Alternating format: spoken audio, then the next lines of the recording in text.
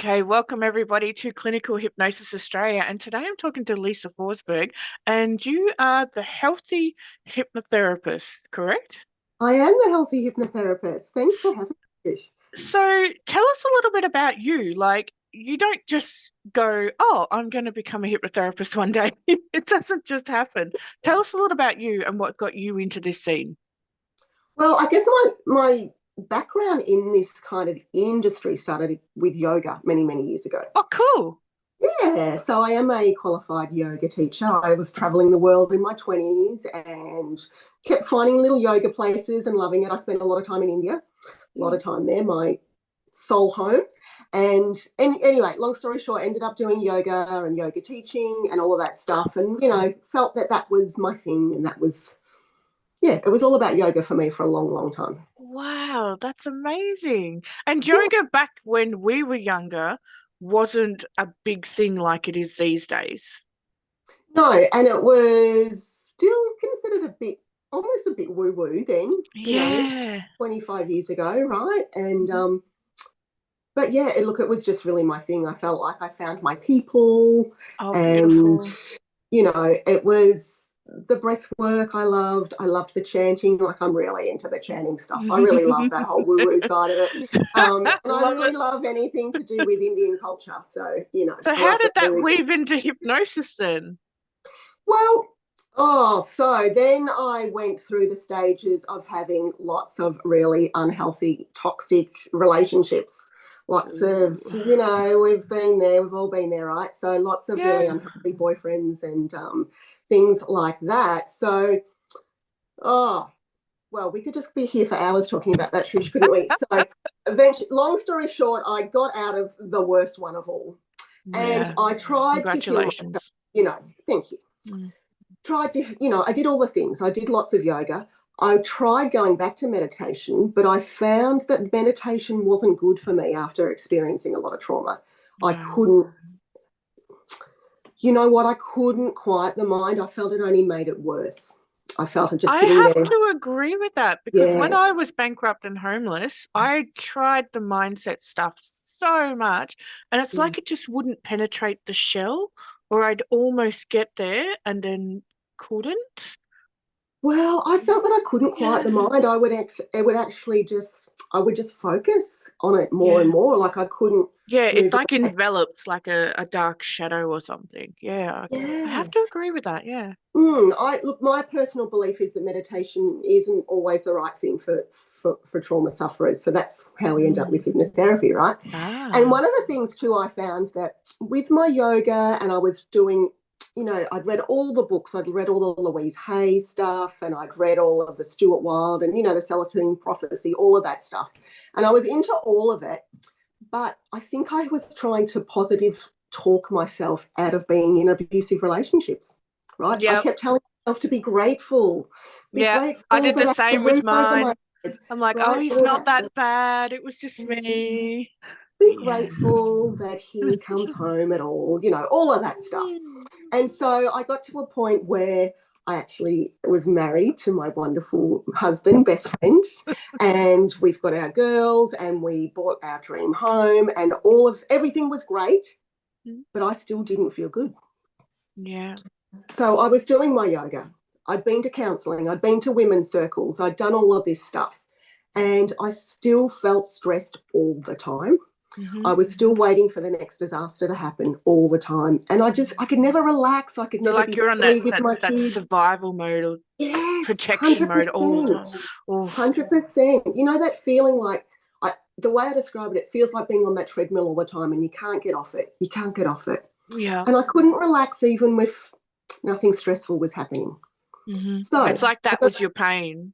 yeah, Like when everything was calm and quiet, you're still on guard. Like, 100%, right? mhm. And it's like now that we understand that being in these, abusive relationships, that it's actually complex PTSD, right? Oh, So if we don't sort that out, it's just going to feel like that forever because the body remembers, the nervous system remembers. So then I got invited to a group hypnotherapy session. My sister invited me, and it was, I think it was around healthy eating, something like that. mhm. And so there was about 8 of us in this room, and I was like, this is awesome. I can do this. This is really my thing. I could do this. And Yeah. it was very related to yoga because, at the end of a yoga class, we would do the big, deep Yeah. relaxation. Yeah. And so it's not too dissimilar to what I had done before. And I've also got a degree in performing arts. I did theatre in my younger days as well. So holding space in a group, that type of thing, I'm very comfortable with it.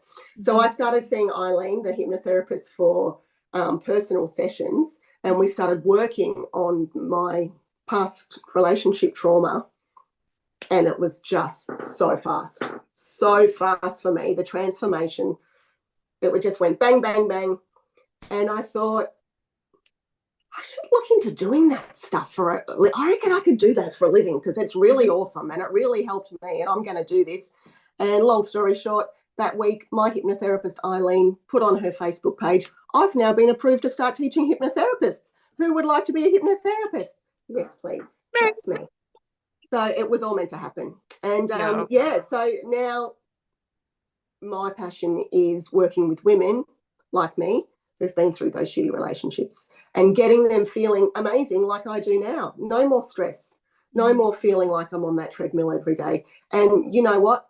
The greatest compliment my daughter gave me probably a year ago is she just said to me, Mum, you're just happy all the time now. Oh, bless. And I am. That's hypnotherapy. That's what hypnotherapy has given me. Hypnotherapy has just given me so much peace in my life. And so I want everyone to have that peace.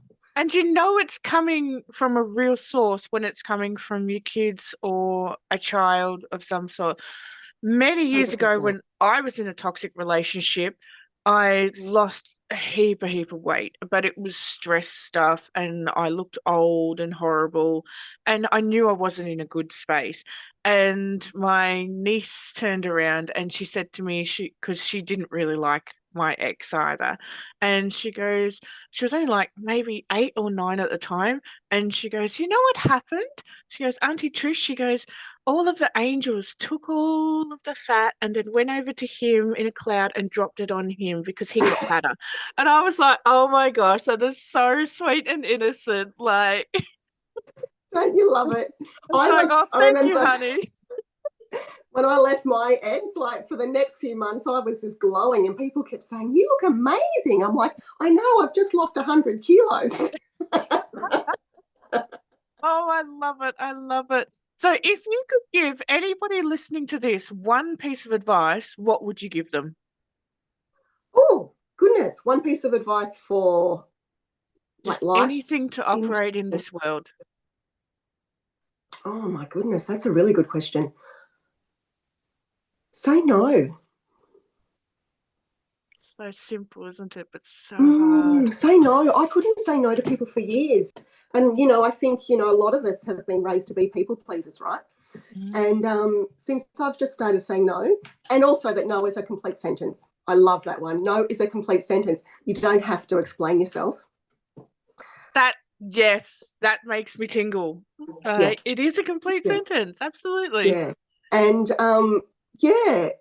I think, the people pleasing, always putting people first, and a lot of, this is a whole other conversation, isn't it? But I think women have been predominantly raised to put everybody else first, to, look after everybody else, the family. That's what the carer does, the nurturer does. That's it. This is what a woman does. But, put yourself first. And I don't feel guilty about it anymore. I absolutely don't. Me, my husband, my girls, we are number one. Everyone else comes second. Oh, beautiful. Beautiful. Yeah. So people can find you online as well? Can. Awesome. So what's your website? www.thehealthyhypnotherapist.com. I'm on Facebook and I'm on Instagram. And people can work with you online and in person? Yeah, so I'm in Cockatoo in the Dandenong Ranges in Victoria. It is beautiful. I work from home in my little office surrounded by my garden. And I do have people that are happy to drive an hour to see me because they say that part of the process is driving here through the beautiful hills and into the garden, and it's beautiful. But I'm available online too. I see people interstate and overseas. So fantastic. Well, thank you everybody for joining in. And if you would like Lisa to help you because you've been in those yucky, sicky relationships, please reach out for her. I put it very placidly, honestly. Mickey, we'll call them But, Mickey. Yeah. yeah, but reach out to Lisa. She would be more than welcome and would love to assist you, even if it's just for a simple little chat to get you started. So thank you everybody for joining in, and we'll catch you all in the future. Bye bye. No.